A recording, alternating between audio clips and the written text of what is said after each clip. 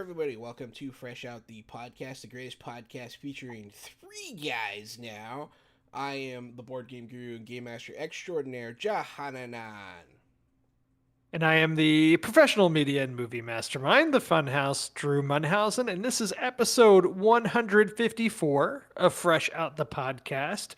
And as Jahan alluded to, we may have a guest that we've actually been teasing this for a while or throwing it out as something that might happen in the future.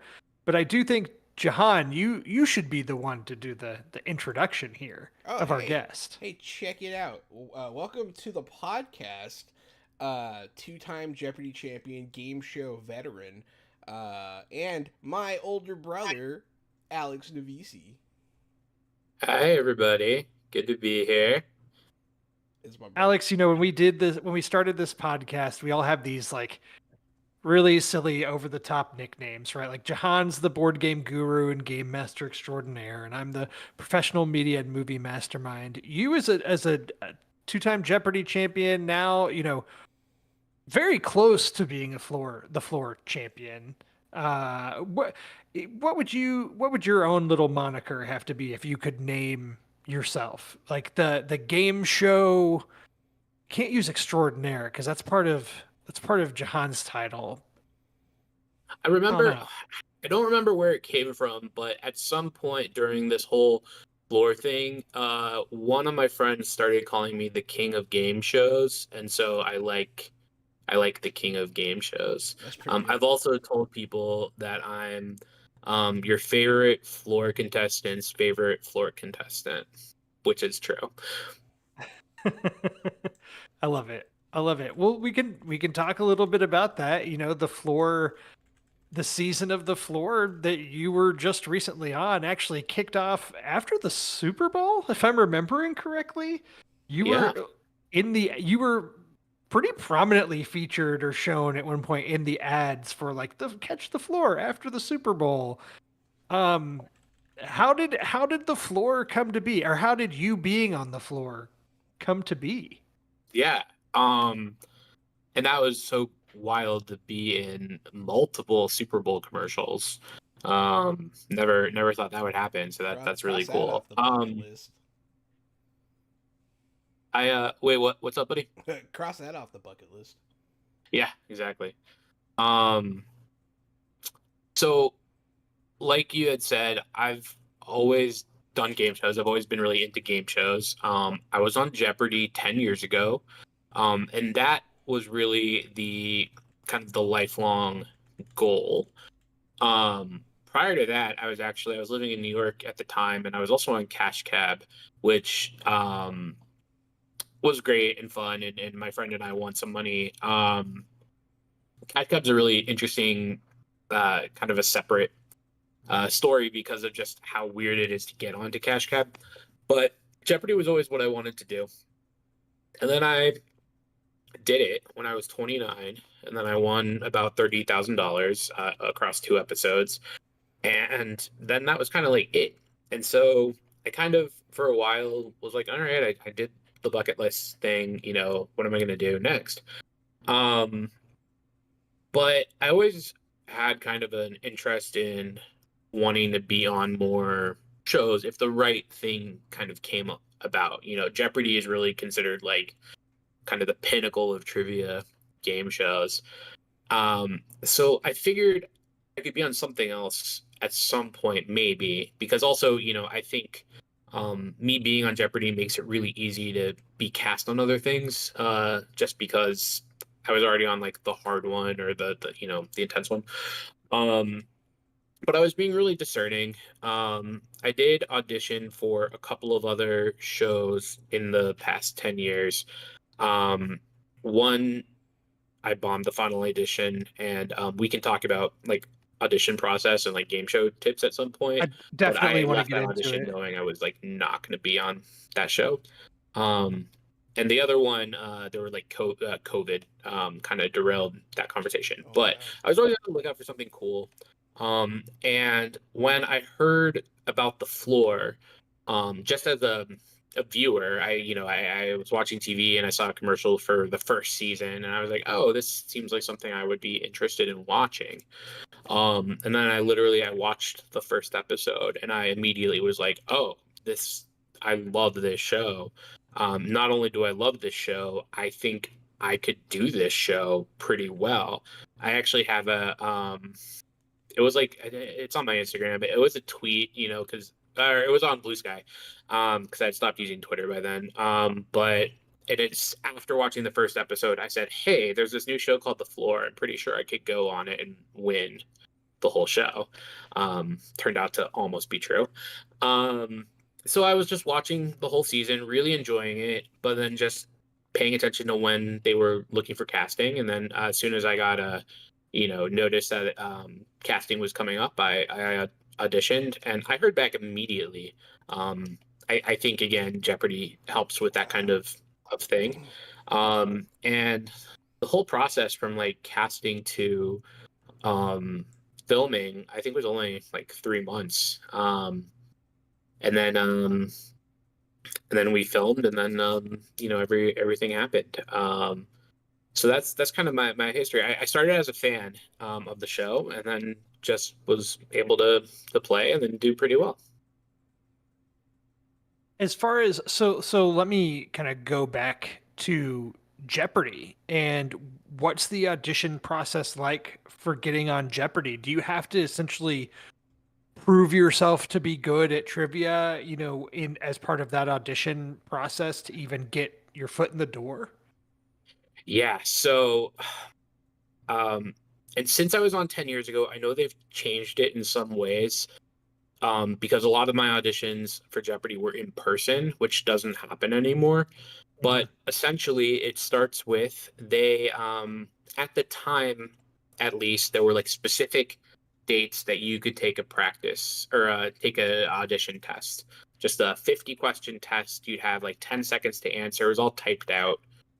And it was like at very specific times. I think now they might have kind of a more take it anytime type of test. But I'm not certain about that. So anyway, of the people that did well on that test, they would then do random selection for who got an interview slot, because more people would get would do well than would get to interview. So I think I had taken that test a couple of times before I got an interview slot. And then I went to a hotel conference room in New York with a bunch of other people. And then we took another test there. And then we played a mock game and did an interview. And then after that, they put you into a contestant pool for 18 months. And actually, for me, they called me, I think, like 3 days before my 18 months passed. I know people that were called like a week later, but for me, it took me the full 18 months. And then from there, I think 6 weeks later, I was in Los Angeles filming that. And so that's really fascinating to know all you have to go through to be on that. When it comes to something like The Floor, as you said, it kind of makes sense for The Floor of having Jeopardy on your resume makes it easier for you to be on that show. But The Floor is, I feel like, had a little bit more like personality driven parts of it than like a Jeopardy does. So what was different about the audition process here? Or what are your tips for those that are maybe looking to try to get on a show like this? Yeah. And actually my tips, even for like something like Jeopardy, it really does come down to the personality. If you can believe it, the people on Jeopardy are the most gregarious people out there. When I was in the audition room at Jeopardy, because we could see everyone else, there were some people that were smarter than me, but should never be seen in television ever, right?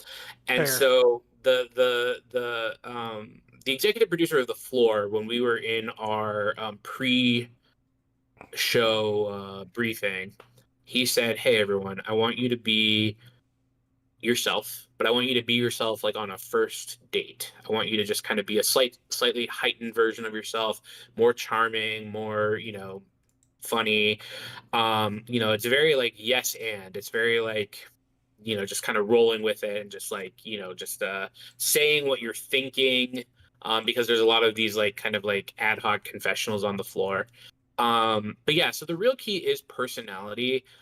You're in a couple of meetings with a casting team and it's all on Zoom, and you really want to just kind of vibe with their energy, and you want to always be like smiling and big bright colors and just kind of talking about interesting things.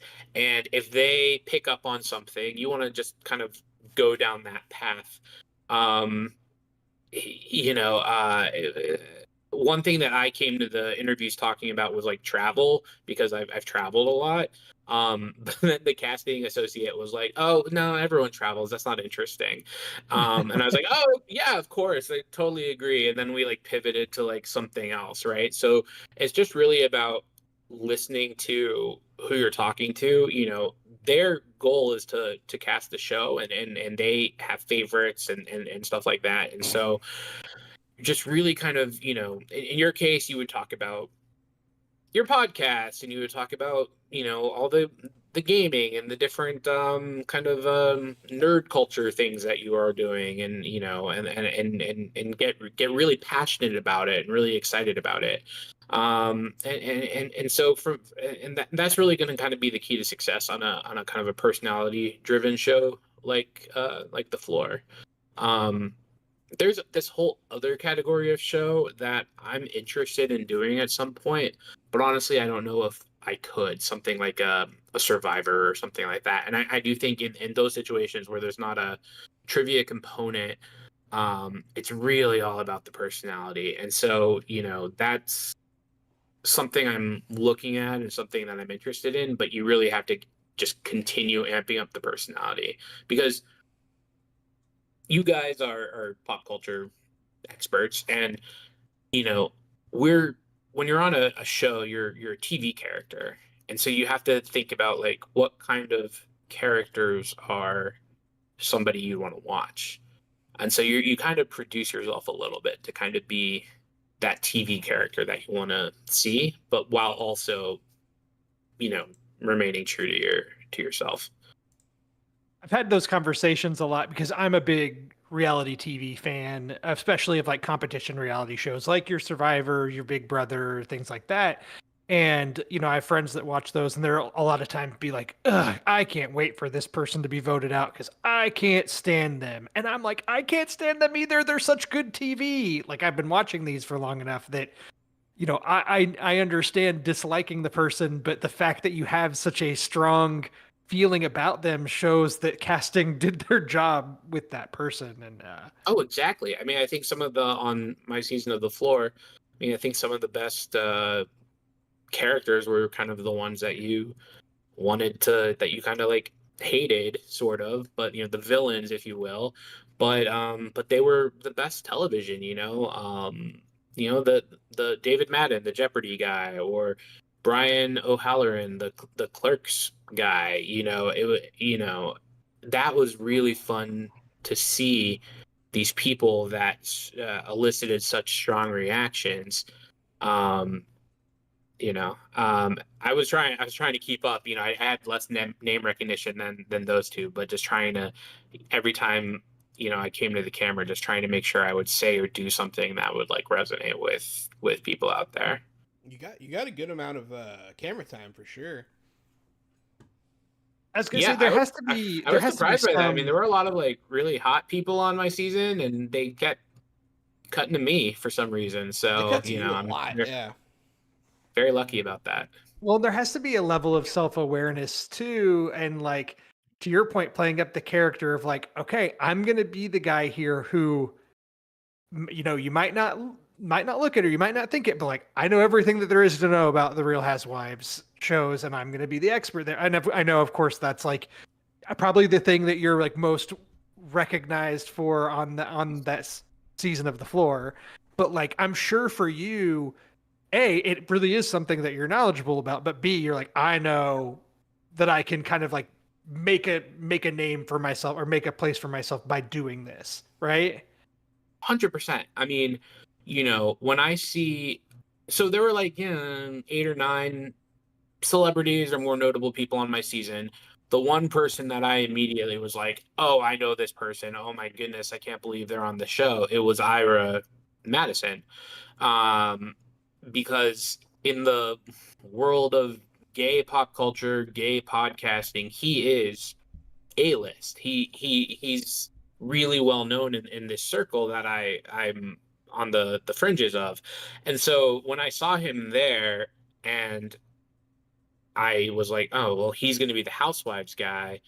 Um, wouldn't it be cool if I could take him out? And then I kind of formulated this strategy where I didn't tell anybody that I knew anything about the Real Housewives. I came onto the floor with a science category, um, and which I knew, but I didn't have the same passion about.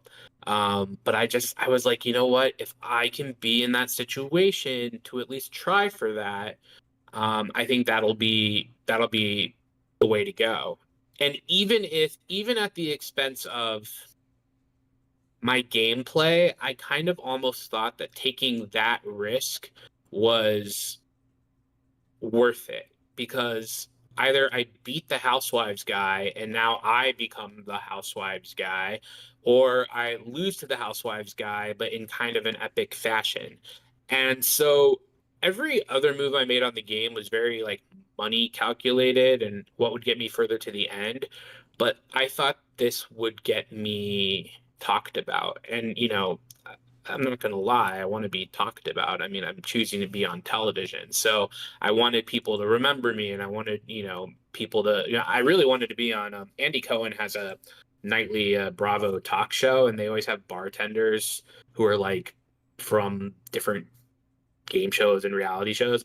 And I really wanted to be one of those. And I was like, well, this would be my, if I took on Ira and I won, that would probably be my best chance to do that. So why not?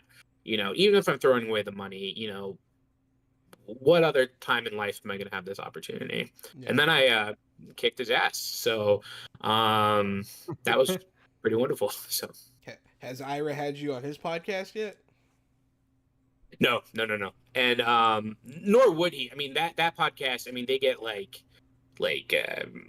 Nicole Kidman goes on their podcast. Oh, wow. You know what I mean? Like it's not in the same ballpark. And actually, he just announced that he's leaving his podcast. He was on it for 8 years. But after that episode, Ira's podcast co-host, this guy Lewis, that I know a little bit, also just because of Jeopardy. He was on Jeopardy a few months after me. He did a segment and talked about me and stuff like that. Ira and I did have a chance to hang out a little bit at South by Southwest in March as well, because Ira has a book that came out recently, so he was doing promotion for that. So when it comes to the actual filming of something like The Floor, like the actual show itself, how long does that take? Like, is it just all kind of back to back? What kind of breaks you get? If there are breaks, is Rob Lowe hanging around on set, or is he leaving and then coming back? Like, how does that stuff kind of work?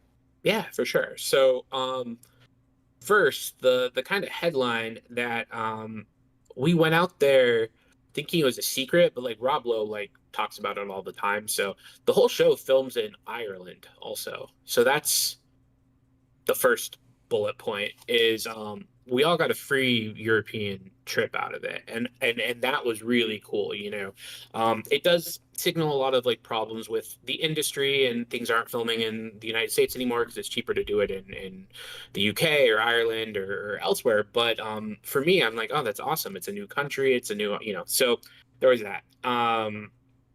The whole show, the 12 episodes filmed across 5 consecutive days. I think it was like Tuesday through Saturday, or it might have been Monday through Friday, but I think it was Tuesday through Saturday.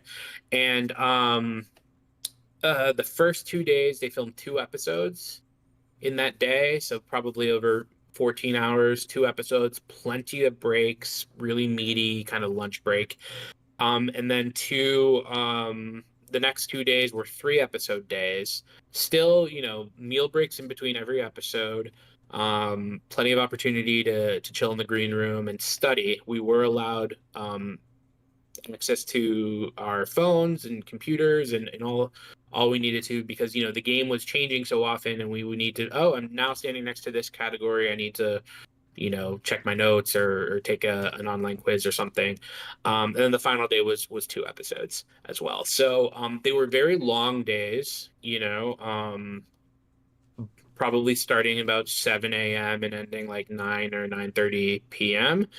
And then you'd go home, and especially as the week rolled on, you'd go home and study in your room for like 3 more hours. It felt very much like a finals week in college or something like that. I was going to ask, so this is always something I've kind of wondered when it comes to even a show like Jeopardy also, is just the knowledge to be on it, right? And what your routine is there. Because, so for example, I think it was on the finale, is you did the poetry competition on the floor. And I'm like, I'm watching it, I'm like, some of them I had to think about, and I'm like, I barely know any of these. And the fact that somebody is able to know so many off the top of their head, but to do that with so many different categories, or even Jeopardy, I just feel like there's so much of, you might see a question or see something that you recognize, might take you a second, you can get there.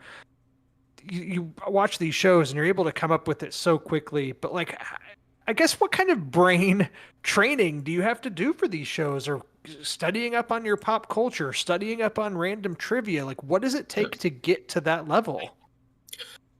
It's a great question. My brain has always worked like this. I'm very intelligent, but I also think that I'm intelligent in a way that's conducive to game shows. Like I can retain trivia really well, but you wouldn't want me as an engineer. You wouldn't want me doing complex mathematics or anything to you wouldn't want me to build a tree house or something like that, right? And so it starts with reading. I was always reading as a kid, and then I was playing educational computer games, and Carmen San Diego, and just drilling myself on spelling bee words, and just and so that really forms, when you're younger, the ability to find learning fun, and then to proactively like do drills of spelling bee words. Apparently, our mom would say, I would make her read me all the spelling bee words from the book, and then whatever I missed, I would assign myself homework and then make her re-drill me. And that was just like what I would do, right? And who does that when you're like 9 years old? And then as I got older, I did academic decathlon, I did academic like quiz bowl, UIL, academic events, like those types of things. And then with Jeopardy, there's very specific ways that you can study. And then with the floor, you are given everyone is given at the same time, about a week before the show, what the list of categories is going to be. So then with regard to the floor, you're able to study that. Now you're not getting, you get the word, you get poetry, and then what does that mean, right? And so it's still very broad, and there's still a number of ways that you can approach it. But we did know, I didn't walk in there not knowing that the Real Housewives was going to be there, or not knowing that poetry was going to be there, versus Jeopardy, which can be on anything, and you get absolutely no advanced knowledge of anything with Jeopardy. Interesting. Right. The Jeopardy part of it, I think, is what's always really fascinated me, is just the vast array of knowledge that these contestants have. And like, I think of it from a pop culture standpoint, which is what Jahan and I sit here and talk about each week, is primarily focused on like movies and video games. And is there a part of you that, like, we kind of joked before we even started recording about how, we'll talk about, like, later on in the show, Jahan and I will talk about like our fresh movies of the week and stuff we typically do. And you're like, oh, I wouldn't really have anything to offer there. But is there a part of you that has the need to like keep up with pop culture and movies and shows and things that are out, and at least to have a general awareness of, just for the game show aspect of it, of your personality? Absolutely. I also forgot to mention I've been in an online trivia league for 10 years called Learned League, which is I could talk about that for like hours, but that's another thing I do. Yes. So I let's say movies and pop culture, for example. I see what I see. There's only 24 hours in a day. I have a job, I have a life, but could I answer a trivia question about anything that's in theaters right now? Or yes. And I think that's just what I do is I'll at least consume the information. I read a lot of Wikipedia movie summaries as well. That's like a very big thing that I do. Um, but yeah, so I'll always want to just be kept up to date with pop culture. Um, Even if I'm not actually seeing, I'm trying to think. Like I've never seen Terminator 2 Judgment Day. That's a big What? gap in my film Come watching. But, on. like, could I tell you the plot of it and who the actors are and like some of the memorable scenes and quotes from it? Yes. And so I think that's just how a trivia focused mind works. That's And Jahan, maybe fascinating. we should watch Terminator at some point, I guess. Yeah, we can do He's that. I'd be down. yeah, okay. Terminator 2 is the good one. But yeah, Alex at least used to almost be as big a cinephile as you, Drew. I love it. I love watching movies, and it's almost unhealthy at this point because I do feel like because I talk about it on a podcast or a few podcasts week to week, I'm like, I have to see everything. I have to. It's almost a burden at times. Yeah, Alex No, was I a get it. film major. There's so much to see. I actually went to film school, Yeah. which is like wild because my life and my career and it has nothing to do with film at all. So yeah, there was a while where I was seeing absolutely everything. And even before COVID, Chris and I we had Chris is my husband. We had the A-list movie membership, and we would go to the AMC like all the time, right? Um, yeah, it's just changed. I play a lot more video games now. There's times when I'm reading all the time. I used to read a book a week. I don't do that right now, but I'm playing video games like 5 hours a day. Whatever it is. TV's always been my favorite though. I think TV is like the best art form of all the art forms. I like following a character over a longer period of time. TV is where I'm most passionate about and probably where I've seen the most too, I would say. But there's so much in TV I've missed. I mean, you might even name something in a second. I'll be like, oh, I've never seen that. But again, then I can answer questions about it probably. A whole new season of The Bear just dropped today, and I'm like, now, like my list just got longer of things that my watch list, and it would have been nice if it could have been weekly episodes, but like if I saw correctly yesterday when I was looking, I think all 10 episodes dropped. So I'm like, I that's used to another really thing. like it when they would do that, and now I hate it because you have people spoiling stuff online. I don't have enough time to binge 10 episodes. Yeah. It's It's inconsistent now too. Even like the new Ironheart, Marvel show dropped 3 episodes last week, and then the next 3 episodes come out next week. Or yeah, I three like episodes it. this week, 3 episodes next week, and it's done. I like it when they do 2 or 3 or just one and then, do weekly after that. And that's my favorite version. But, I like that as well. Like, I am watching Poker Face right now, which is a ooh, phenomenal show. very And good. with season 2, they dropped a couple episodes at once, and then every week is one new episode. Um, I think the next show I'm gonna binge though is Squid Game. It does come out. The finale comes out, I think this weekend. So I'm gonna need to figure out how to see that because this weekend I'm gonna be visiting Jahan, so might not have time to. But that's probably the next binge I'm gonna do is just the Let's final 5 or 6 episodes of Squid Game.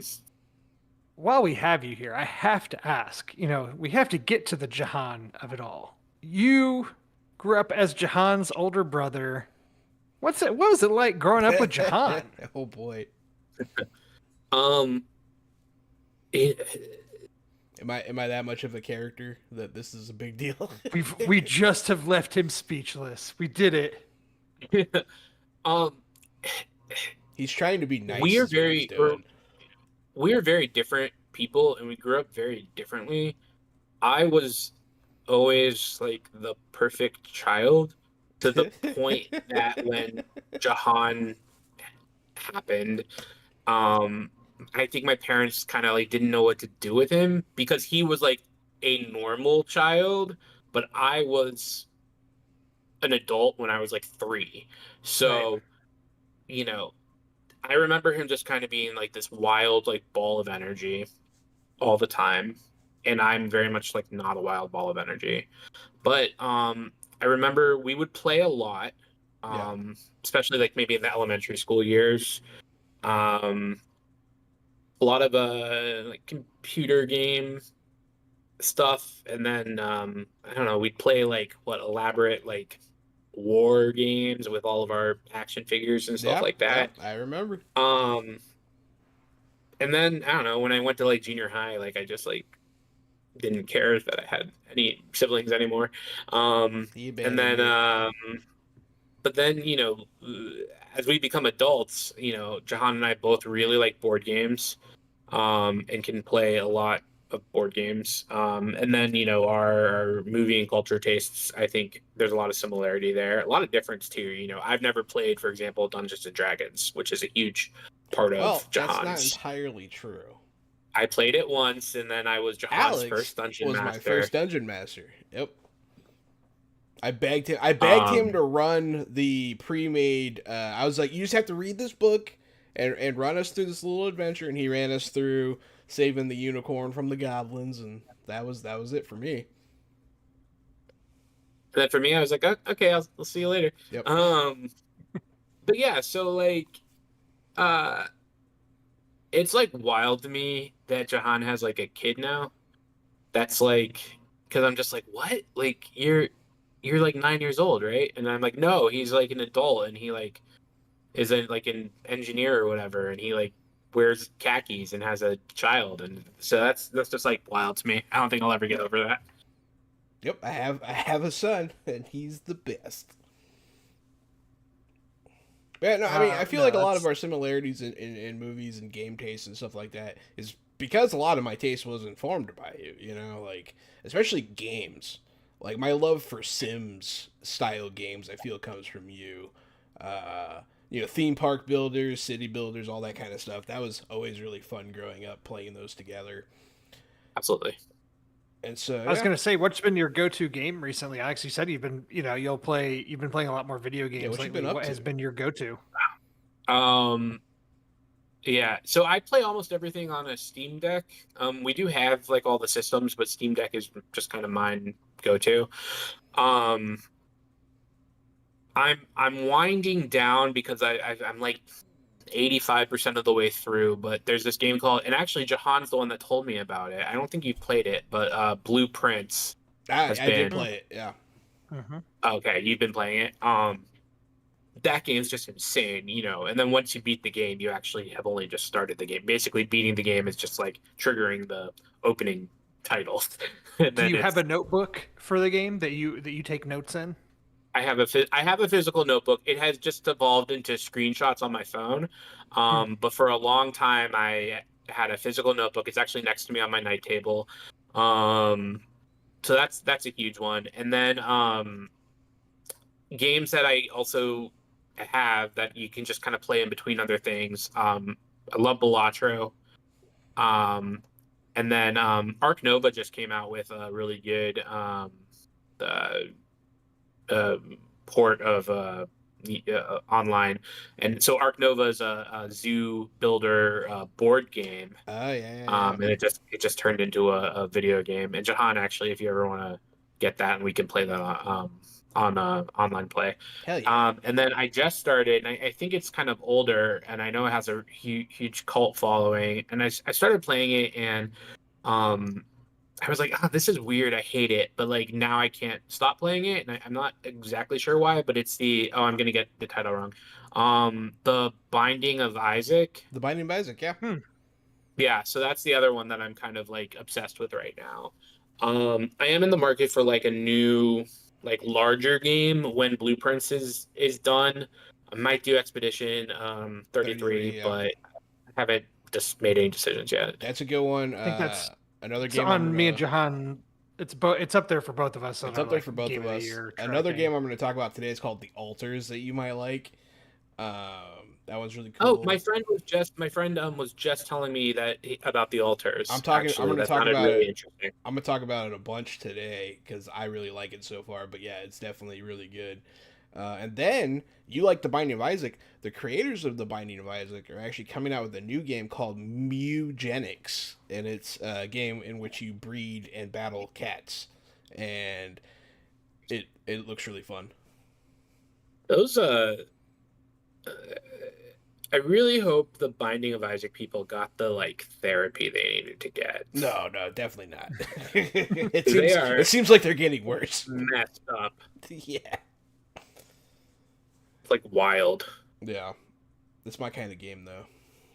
I feel like Well, I the do. one they did in between these two, the Pit People, was kind of a little. Maybe they did go to a little bit of therapy, but Mewgenics makes me think it did not take. Take it. I do have to ask. I give Jahan a hard time a lot on here because he is a zombie guy, right? Like of all the horror, the subgenres or the different monsters, he's a big zombie guy. And we did a podcast last week talking about 28 years later. Are you a zombie guy like Jahan is? Um, zombies aren't my like number. Would Jahan or zombies your number one? Would you say Yeah, for like the horror subgenre? Yeah, zombies are like probably my number like two. I really do like zombies. Um, zombie films. I'm excited about 28 years later. I haven't seen it yet, but it's on the plan to actually go and see it. Um, but not to the degree that Jahan likes it. My favorite horror genre is slasher. That's where I spend most of I my feel like I time. did know And that. that's where I'll watch ones that I know to be bad, Yeah. but I don't care. Like even a bad one is good. Whereas with like a zombie movie, I think if they're bad, they might just be bad. But with a slasher film, I'll watch basically anything that's in that genre. Love it. Jahan, do you have any? I know it's your brother, but do you have any other questions for your brother? I feel like we've hit a lot of the things. I loved talking about the game The shows, game but then shows also just you getting to know asked you a pretty little much more. you hit most of the good notes on the game. Like I was just listening because like you were asking really good questions. Um, but I mean, you mentioned something might be next. Like where do you want to go in this? Like it almost seems like you're building a career out of doing these game shows. And I'm just wondering, like, is there an end goal? Is there a method to this madness? Are you like gonna like host a game show? Are you like what are you working toward? Are you working towards something, or is it just a hobby for you? At this point, it's a hobby because, like, I mean, if it was a career, it'd be a bad one because I made $0 on the floor. So, um, do I want to be on something else? Yes. Did the floor give me the confidence that maybe I actually could do something like Survivor? Absolutely. But like I want it to be something that I respect and something that Yeah, I think would be fun, but I would be willing to if they would have me to do a show that's like of that level because I also do think, and I might sound snobby here, but the floor is at a kind of a certain like level of caliber, and then that plus Jeopardy, I feel like I can't go backwards and do one of those like shows where the grand prize is like $5,000. yeah. I have to keep like kind of building it up. You don't want to take a pay Um, cut. I got you. exactly. Keon and I have talked about The Amazing Race before. That's our other brother. So our other brother. And that could be interesting. I think that'd be a lot of fun. I think Keon and I would make sense for the show versus you and I because I don't think you and I would be. I think we'd have fun, but I don't think we'd be good television. versus You Keon, get along the whole much time. younger. I actually think we'd be hilarious television. But yeah, you and We'd be Keon would hilarious. argue a lot. Keon and I would fight You the guys would whole fight the time. whole time, and it would be And- you guys would be much better television. I'm not going to argue Yeah. that. No. And he's, I'm 40 and he's 27. He looks completely different. He has giant hair. I don't know if he's been on your podcast before, right? He's been on the stream. He's been on Fresh Out the stream. Box. Yeah. Gotcha. But I think that could be fun, for example. Yeah. But I don't know, I would love if they ever made some kind of floor all-star show or something like that. I would go back in a second because it was fun. Yeah. That's also a very special thing. Jeopardy was not fun, for example. Yeah. Jeopardy was incredibly stressful and I was nervous and shaking and it wasn't fun. Winning was fun and being a Jeopardy alum is fun, but the act of competing on it was not fun. But the floor was so much fun. It was a party. I'm really close with like 30 of the people still from the show. I'm gonna see a few of them at a trivia convention later this summer in Chicago. The floor was a ton of fun. So I want it to be something that's like prestigious. I'd want it to be something that's fun.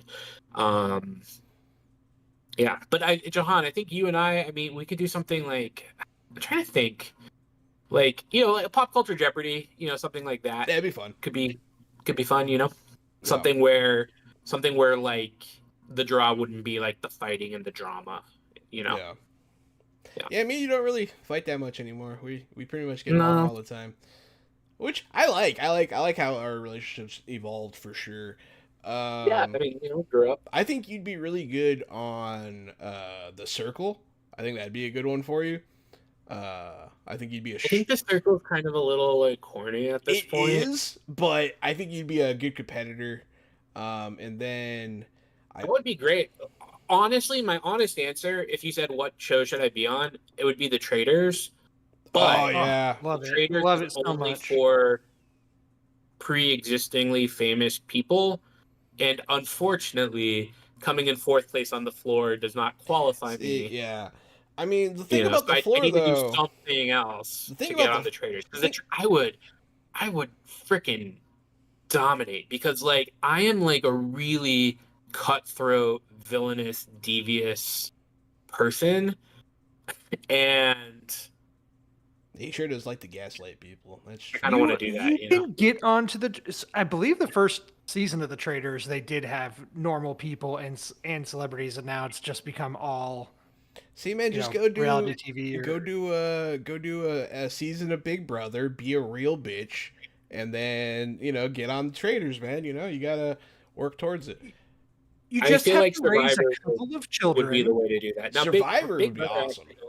Big Brother, I actually don't like very much either, and the time commitment for Big Brother is such where I'd like have to quit my job, which I wouldn't do. Yeah. Survivor, you can take like 6 weeks off of work, but Big Brother, you're taking off like 4 or 5 months off of work, 3 or 4 months. So I wouldn't be able to do that. You just need to raise a couple of children who both go on to become Super Bowl champions, who they start their own podcast that's super successful, and maybe one of them starts dating Taylor Swift. That's all you have to do, and you can be on the Traitors. Or I need Jahan to turn into Zac Efron, and then I need to be Zac Efron's brother. There you go. I'm sorry, I'm not Zac Efron. Keon could become Zac Efron. Keon could be. I am still waiting for Keon, and I fully expect for Keon to become an A-list celebrity. Our little brother's trying to make it in Hollywood right now. So that claim to fame show hosted by the Jonas Brothers. No. And then like the siblings of celebrities, and then you have to guess who they're related to. Oh, I want to do that. I want Keon to become an A-lister, and then I'll go on, and then I'll be his undercover brother. That's pretty cool. Yeah. I mean, so the whole thing with the floor and your loss, like, man, I feel like you had that, man. You were so close, and like he beat you by like one question. And honestly, I think if the order had been different, I think if he had gone against someone else and then you, I think he would have lost to you because he was getting flustered. and you were staying cool, and I think you would have wiped the floor with the other two. Yeah. Personally, like the biggest, the most intense, and like really impressive battles in that season that I saw were uh, Brian. Was that his name?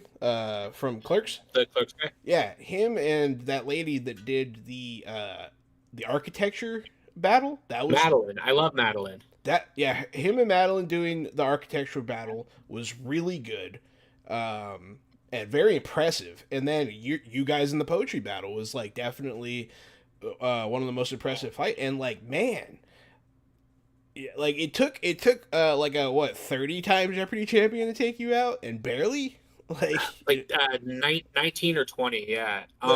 you know, like I think you had that, man. It was close. I don't think. It was close. Yeah.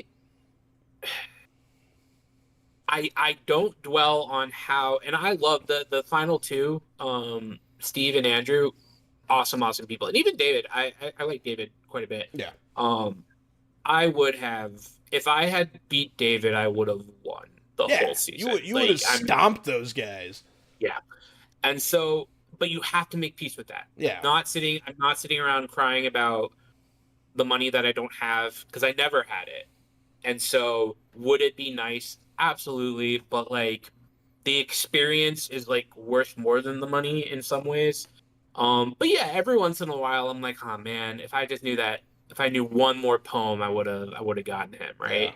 And then also, you mentioned the order, an interesting thing. So whenever you pass, it like switches the order, because we're pulling from like the same questions. You know what I mean? So if he passed in a different way or something like that, then like the questions would have flipped too. So it's just so many variables. But yeah, it was close. I was surprised too about poetry, because like I inherited that category, and I don't know. I You tapped into crushed some it, man. high school English memory that I don't know where I got it from. Like it's just Absolutely. supernatural almost. We were on the edge of our seats at the house, man. It was crazy. But yeah, man. Well, hey, man. I'm proud of you. You're my big brother. You did a great job, and yeah, man. It was really cool hearing about your game show experience, and I hope to be able to talk to you after your next venture. You did mention the traders. They did a little less than 2 weeks ago announce the cast for season 4, right? So say you're on the traders, you walk into the house, you see Lisa Rinna there. Are you aligning with Lisa Rinna? Are you going against Lisa Rinna? This is the last really important question. It's funny. So I don't like Lisa Rinna. Although I have begrudging respect for her, because like she like votes the right way, and a lot of the housewives like don't. But there are, I wouldn't. I would probably do whatever's like advantageous to me, and probably aligning with Lisa would make sense. I know, I can't remember the full list, but I know Candice Dillard Bassett is on this season as well, and she's a housewife of Potomac. I think she and I would be a fun little duo on that show. But yeah, there's some good people on the upcoming season. I'm really excited about that. I'm very sad there's no like British aristocrat this season. Those were always fun to see, but yeah, I'm excited. You know, Travis Kelce's mom, and we got a Drag Race person. We got some Survivor people. A bunch of housewives. It's going to be a good group, and I think they're filming like as we speak. Yeah, they're filming it right now. Yeah. Well, this is great. We'll end it with, you know, every week when Jahan and I do the podcast, the last thing that we do is we do our fresh picks of the week. And that is just, it can be something that we've watched recently. It can be something that we've read. It can be a game that we've played. It can be just the one thing that we've really been enjoying in the past week that we would really recommend to other people. And so, Alex, I'd like to ask you what would be your fresh pick of the week? It can be something you've already talked about on the show. It can be something different, but just what would be your fresh pick of the week? Yeah, I mean, I'm really tempted to say Blueprints just because of how unique and incredible that game is. Uh, in terms of film, um, I was, and it's like a month old at this point, or maybe even longer, but I was just blown away by Sinners. It's probably one of the best movies I've seen in years. Just and the more I learn about it and the attention to detail and uh, the historical accuracy, given it that it's a vampire movie, the historical accuracy and just the acting and the performances, just insane. And so I would, and the music, oh my God. So I would just absolutely encourage everyone to watch that. But I also have a feeling that like everyone has already seen it. So, but that's definitely the thing that's really kind of stuck with me. Yeah, Sinners is amazing. It's a It's perfect fantastic. answer.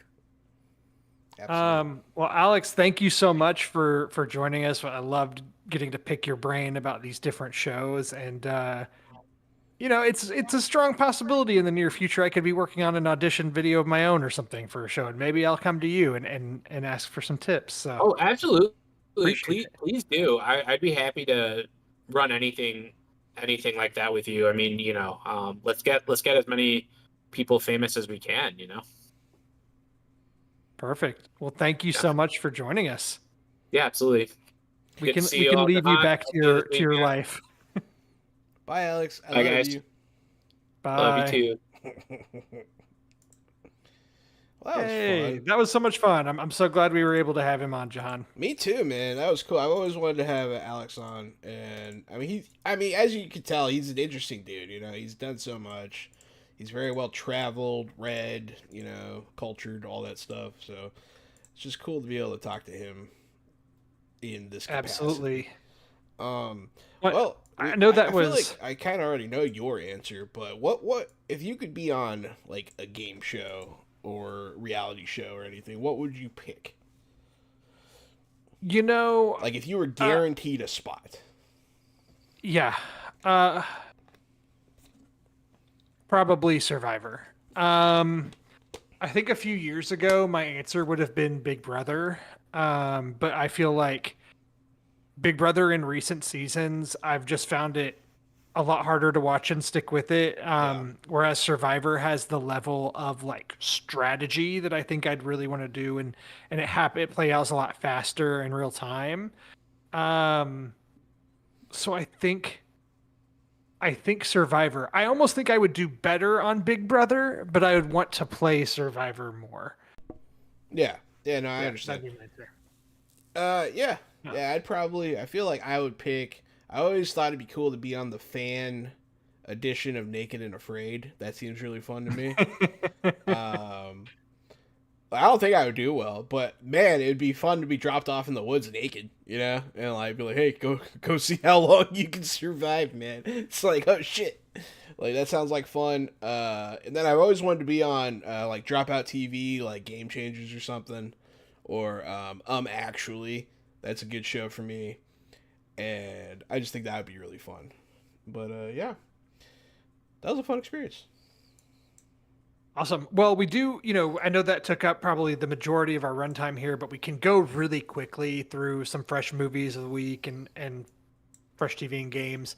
I will say, we did not record a regular episode last week, but that's because Jahan and I both appeared on over on Nerdtropolis on the Moviegoer Society. We did a live episode last week talking about 28 Weeks Later, which Jahan and I both got to see an advanced screening of, and we both enjoyed a lot. I Yep. think like the takeaway from it was, for both of us, was like that it was not perfect. Like it had flaws, but otherwise really enjoyable movie. I've actually probably gotten higher on it since we saw it, Jahan. I think so We too. talked about it like less than 24 hours after we saw it, and I think that now I've been able to sit with it more, and I think I really enjoyed it I enjoyed it a a whole lot lot. too. It was really, at the very least, it was different and interesting. And in a super saturated genre like zombies and infected, like being, unique and interesting is hard. So I think they did a good job. I agree. So that's why we're not talking about 28 years later, Yeah. me, on today's show, because there is a podcast out there where we talk about it. Maybe I'll link to it here in the show notes if you'd like to listen to that. But for some fresh movies of the week, which I think is all me. Do you have any fresh movies, Jahan? I do not. I've been really busy this week. I've been getting ready. I'm actually getting married soon. So hey, look at that. Exciting. Yeah. Well, I'll say, going from Jahan being married to me having seen Megan 2.0, Oh. the second film in now the new MCU, the Megan Cinematic Universe. The first Megan movie came out in 2023. We talked about it here on the show at that time, and Gary was on here. I think you and him both were like this movie sucks, and I was kind of defending it. And now there's a sequel out because, regardless of what you think about the first one, it made a lot of money on a low budget, and so now they've increased the budget, but not by that much, and Not by that much. have kind of capitalized on all the things that went viral about the first one, and they just said, let's take all of that worked and up it in every way. And I would say this is like, it's funny because we just talked about this with Alex, but this is like the Terminator 2 Judgment Day-ification of the Megan franchise. If you look at the first movie, where Megan is not created to be a villain, but essentially ends up becoming the villain because she's an AI programming that goes too far and she starts murdering people.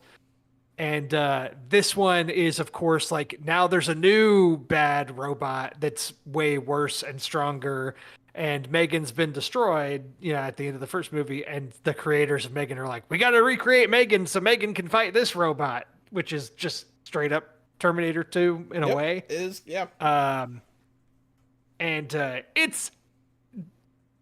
I'd say it's better than the first one, but not like by a huge margin. It's not like this is, now this is really cooking with gas. Like, it's very silly. It doesn't take itself seriously. There's no horror aspects in this at all. Like, it leans fully into action and comedy campiness. And I think it's a fun time to see in a full theater, but don't go expecting much more than what this is, which is a second Megan movie. You don't think it's going to make it to the Emmy race? Or the Oscar race? The Oscar race? No, I don't. No, unfortunately for Megan 2.0. I'm sorry. Okay. So that's that. That comes out in theaters this weekend. And then we haven't gotten to talk about this on the show yet, but I did see the How to Train Your Dragon live action remake, which is... It's hard to call it good. It is good. Like, it's enjoyable. It has good performances. It has good visuals. The dragons look good. This is probably the most egregious of live action remakes of animated movies, of truly being an almost scene for scene exact replication of the animated movie in live action. I don't think that there's a single thing that this movie adds or changes from the animated movie that's different at all. It is like just shot for shot, truly a remake. So again, why do that when the original movie is very good and still watchable and still looks good? It's because this movie's going to make upwards of $500 million at the box office, and they're making some money off of it, and they've already greenlit the live action remake of the second movie. So again, it's not a bad movie. It's well made. It's made with care. It's directed by one of the original directors of the original movie. So this is somebody who obviously has a passion for this and did it with love and care. But again, it's just there's nothing new here. It is exactly the same. And I know it's just cliche and tired to be like, so why are we doing this? But we know the answer. It's to make new fans of the franchise and to make money. And I did take my 5-year-old to this, and she really enjoyed it. So, that's why it's here. So that's How to Train Your Dragon. I also did go see The Phoenician Scheme, which is the newest movie directed by Wes Anderson. I really want to see it. Stars. Yeah, it stars Benicio del Toro, Mia Threepleton, Michael Cera, Riz Ahmed, Tom Hanks, Bryan Cranston, Richard Ayoade, Jeffrey Wright, Scarlett Johansson, Benedict Cumberbatch, Rupert Friend. I mean, this is like your typical Wes Anderson, ensemble cast movie. Um, uh, Here's the thing with Wes Anderson. I think some people, when you see a trailer of the new Wes Anderson movie, and it's very much a Wes Anderson movie, and people know what that means, right? It's like very stylized. It has an aesthetic that's almost like become a caricature of himself at this point. But I do appreciate that Wes Anderson just leans into being Wes Anderson. It's like, Yeah. I'm not going to divert from this thing I do. I'm just going to double down on it and do it.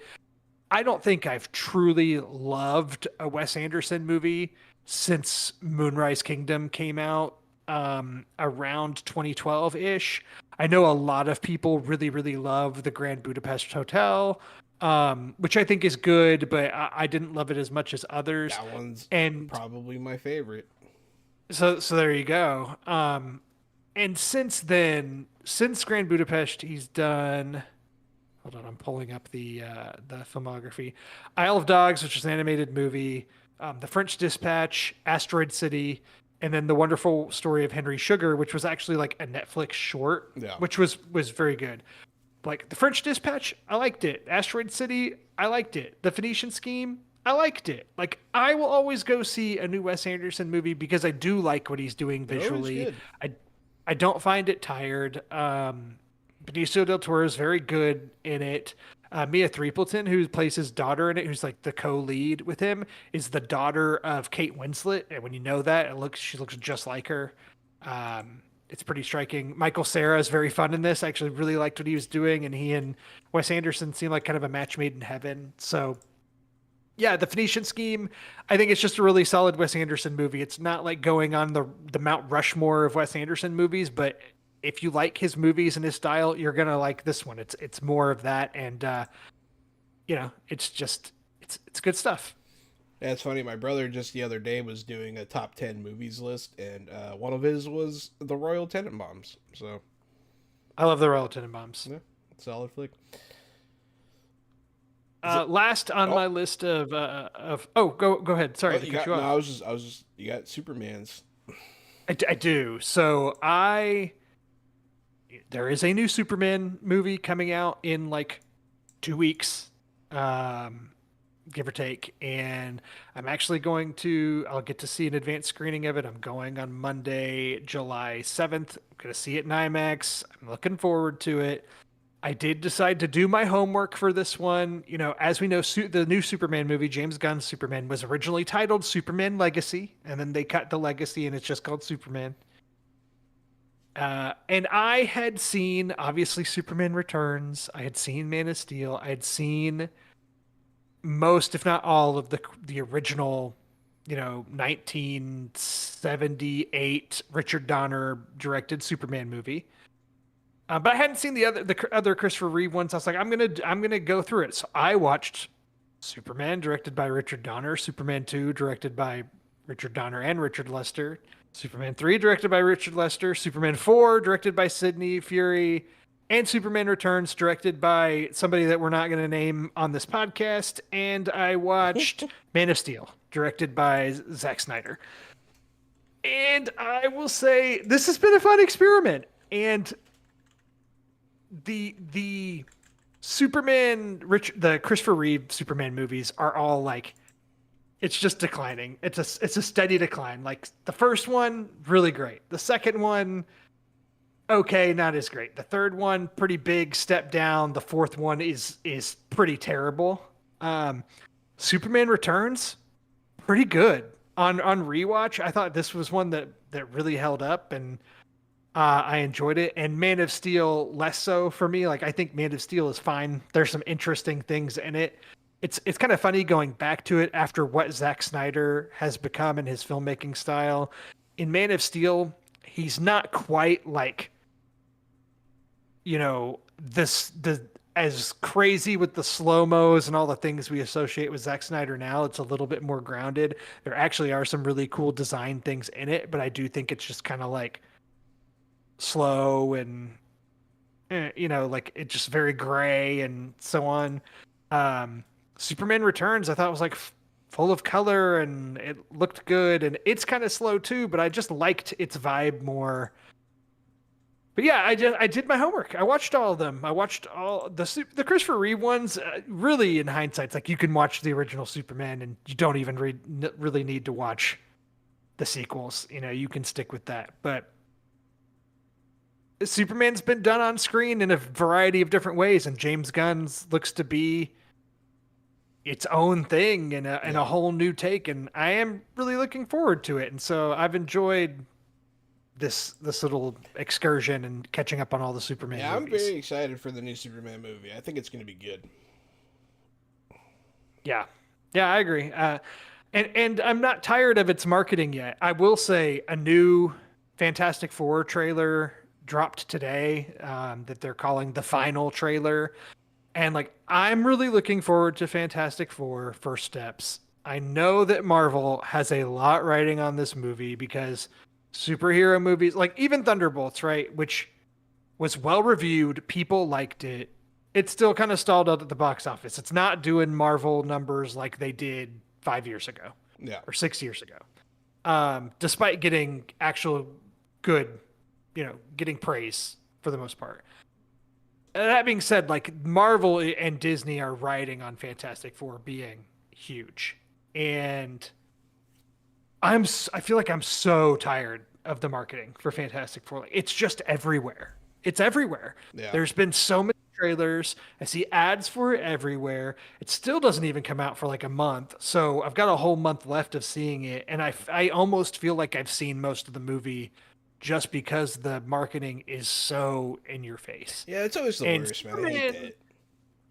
Yeah, Superman's had that too, but I just feel like not as much. I'm not as tired of it. So yeah, I'm thankful I get to see it in a couple weeks. I feel like at least get one of these checked off. I feel like with the Superman stuff, like you're seeing a lot of it, but all of it's pretty far out of context, and it's hard to really understand what's going on at all. And that's good.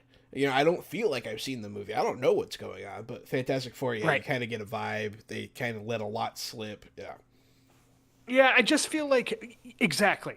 Superman, I don't know what it's going to be. Like, I know that there's Superman. I know that there's Lois Lane. I know that there's Lex Luthor. I know that there's a whole lot of other superhero characters in it, including Guy Gardner and Mr. Terrific and Ultraman. And like, I know that they're doing all this stuff in it, but I don't know what that movie's really going to be. No idea. Fantastic Four, I almost feel like I'm sure that they have a lot of surprises in store for that movie. Obviously, there's the whole Franklin Richards of it all and the baby and everything, but they've already shown a lot of that, and I just feel like I know what that movie's going to be from start to finish, and I know that having seen the post-credits scene of Thunderbolts / the New Avengers, where we see the Fantastic Four ship coming into the MCU at the end of that, like I just feel like I know what it is. Yeah, too much. Yeah. I hope that I can be surprised.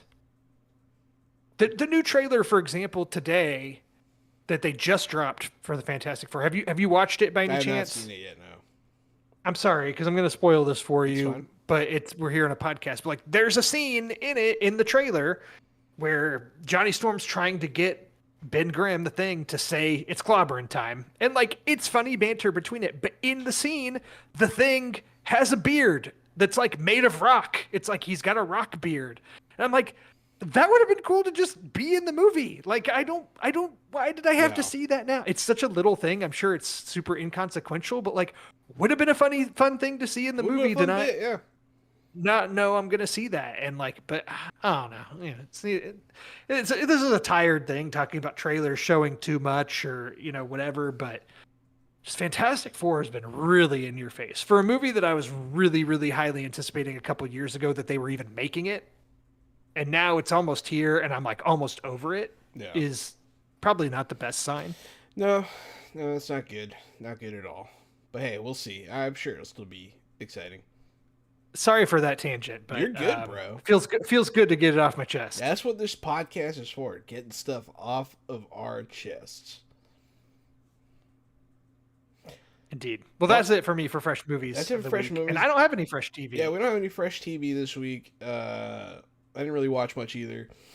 But I mean, I've been watching, more Cobra Kai and stuff here and there, but it's stuff I've already talked about. Nothing new. I watched. There's new shows out, but I gotta watch them. Yeah, I watched the new Rick and Morty episode. It was good, but I don't want to talk about Rick and Morty every week, so I'm not gonna. But yeah, we can go to fresh games. It looks like you got something quick. I'm gonna go pretty hard into mine, so you go ahead and you say your piece here.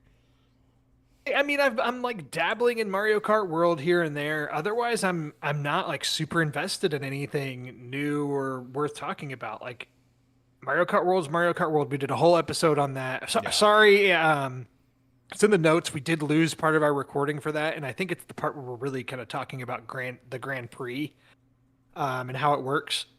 But I feel like our thoughts are mostly all there, and you can still get the gist of it, despite us having some audio problems that night or some recording issues where we lost part of it.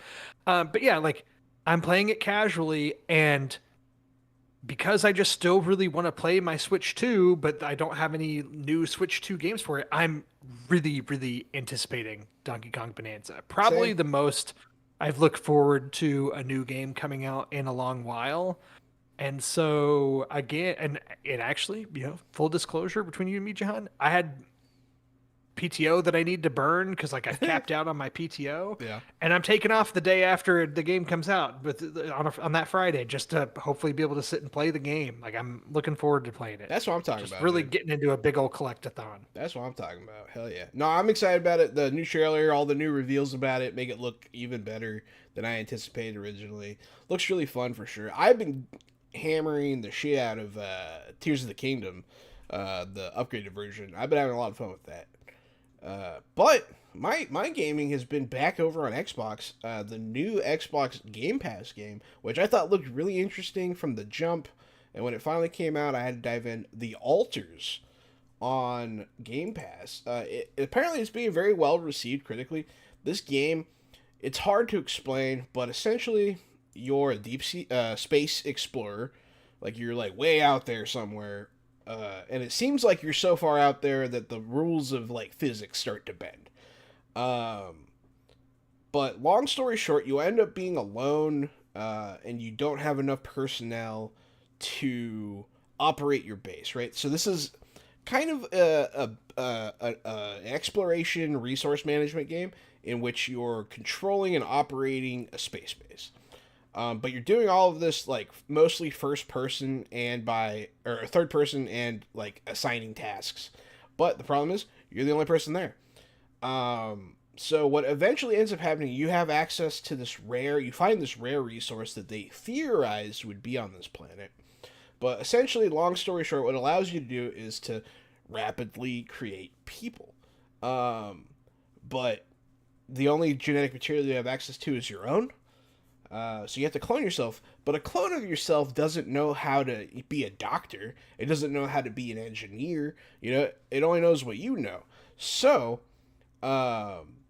through this strange process that they call branching, you can use an AI computer to go into your memories, change key points in your life to have your what's called an alter follow a path you didn't choose. So the path in which you did become a engineer because you finally stood up to your abusive father, and or the one where you ran away from home when you were very young and became sort of a folksy doctor, and so you're creating these hypothetical people from timelines that never really happened, and they're all you, and you have to manage the fact that they're aware of all of this. They are aware that you created them.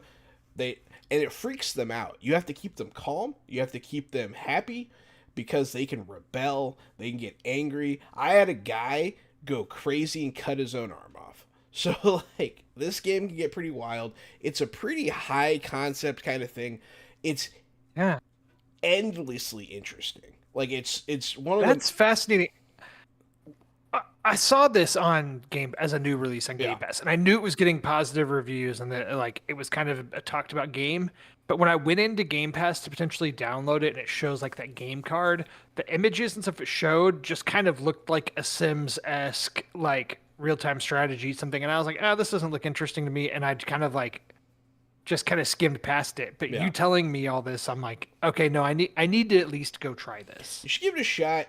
It's definitely it's exactly the kind of game that's right in my wheelhouse. Like it's like that simulation, resource management sort of style game.